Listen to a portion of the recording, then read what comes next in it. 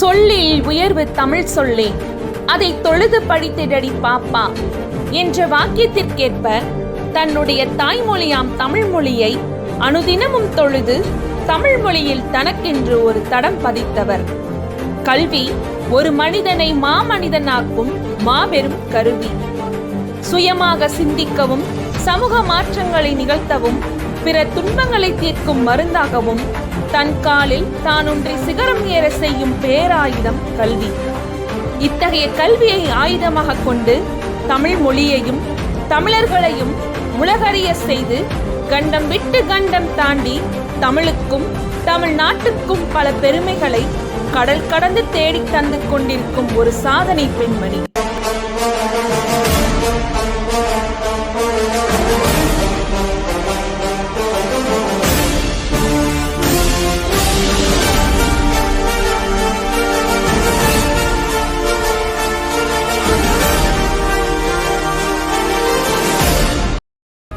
நாவினும் நல்லது தமிழினும் நல்லது பூமியில் காண்பது இல்லை என்ற பாரதியாரின் பொன்மொழிக்கேற்ப தமிழ்நாட்டில் உள்ள ஈரோடு மாவட்டத்தில் பிறந்து பெரியார் வழியில் கல்வி பயின்றவர். ஓட்டு வீடு, கூட்டு குடும்பம், பழைய சோறு, தெருவிளக்கில் படிப்பு, அப்பா கிளர்க் மற்றும் தமிழ் பற்றாளர், அம்மா ஆடை வடிவமைப்பு செய்பவர் என மத்திய குடும்பத்தில் பிறந்தவர். தினமும் பள்ளிக்கு காலை உணவு ஒரு இட்லி வேண்டும் என்றால் ஒரு குறள் சொல்ல வேண்டும் என தன் தகப்பனார் சொன்னதற்கு இணங்க உணவையும் தமிழையும் இணைத்து படித்தார். பிப்ரவரி 2000 ஆண்டு 1330 திருக்குறள் முற்றோதல் செய்து மாண்பமை டாக்டர் கலைஞர் அவர்கள் கையெழுத்திடப்பட்ட புத்தகத்தையும் குறள் பரிசையும் காசோலையும் பெற்று உலக சாதனை புத்தகத்தில் இடம்பெற்றவர். தமிழ் மொழிக்காக உழைப்பது ஒரு பொறுப்பு மட்டுமல்ல, அது ஒவ்வொரு தமிழரின் அடையாளம். தன் விடாமுயற்சியால் மத்திய அரசு பணியில் தாராபுரம் தமிழ்நாடு நெடுஞ்சாலைத்துறையில் தொழில்நுட்ப முன்னணியாளராக சிறந்து விளங்கியவர். மனிதவளம் மற்றும் மொழிப்பிரிவில் பட்டம் பெற்ற இவர் கல்வியால் உயர்ந்து தமிழையும் தமிழர்களையும் பெருமைப்படுத்தும் கல்வி மகளாய் தன் எளிமையாலும் புன்சிரிப்பாலும் அனைவரின் நன்மதிப்பை பெற்றவர். திருமணத்திற்கு பிறகு புலம்பெயர்ந்து துபாயில் தனது பிள்ளைக்கும் தமிழை 2ஆம் மொழியாக கற்பித்து தமிழ் மொழி மீது கொண்டு பற்றை வெளிப்படுத்தியவர். 2014ஆம் ஆண்டு தமிழ் கல்வியை ஐக்கிய அரபு அமீரகத்தில் ஒரு குழந்தையில் தொடங்கி இன்று 300க்கும் மேற்பட்ட மாணவர்களுக்கு தமிழை கற்பிக்கும் கல்வி மையத்தை நிறுவியுள்ளார். அங்குள்ள குழந்தைகளுக்கு நம் தாய்மொழியான தமிழையும் திருக்குறளியர் அணியையும் வரும் தலைமுறையினருக்கு வழிவகுத்து கொடுத்துள்ளார். தமிழ் பேசுவது பெருமை, ஆனால் தமிழ் ஆராய்ச்சி செய்வது வரலாற்றில் ஓர் அத்தியாயம் என்பன போல் தமிழ்நாடு அரசின் அயலக தமிழர் விழாவில் அமீரகத்தில் இருந்து அரசு அழைத்த பேச்சாளராக கல்வியின் முக்கியத்துவத்தை பறைசாற்றி வாகை சூடியவர்.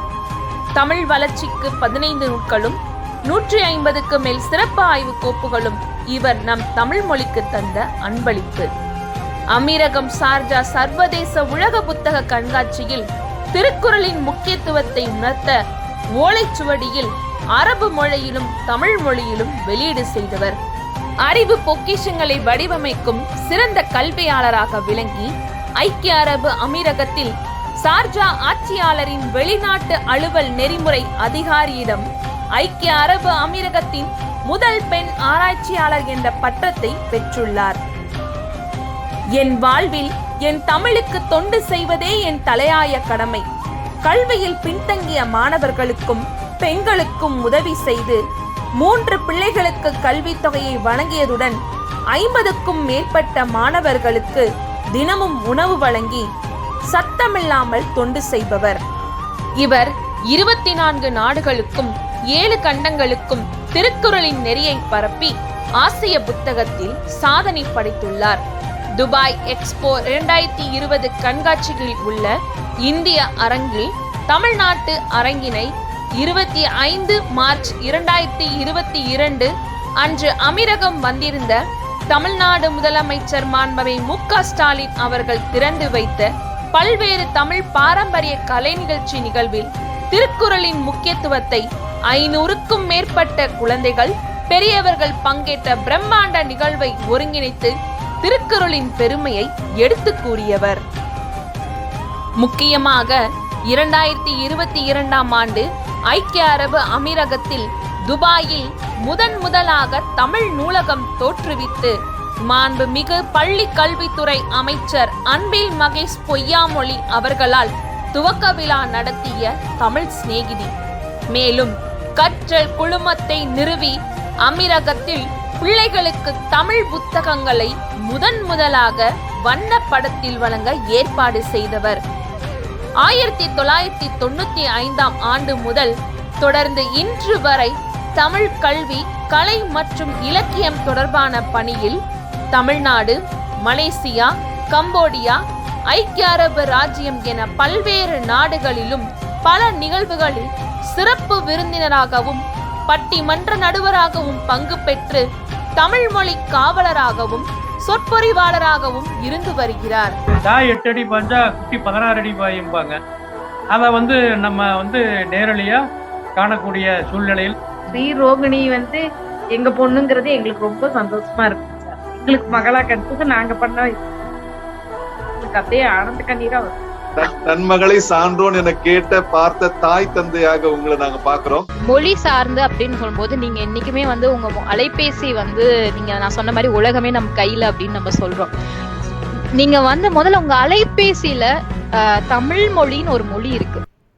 பஞ்சியொளிர் விஞ்சு குளிர் பல்லவம் அணுங்க செஞ்சவிய அஞ்சம் நிகர் சீரடிகள் ஆகி சொல் மங்கை என அன்னமென மின்னும் எழில்மிகு நுண் இடை யுவதி என தமிழ்நாட்டின் பெருமையும் தமிழையும் மேலோங்கி செய்து வருபவர். என்றும் தமிழ் வளர்க, தமிழ் மொழி உயர்க.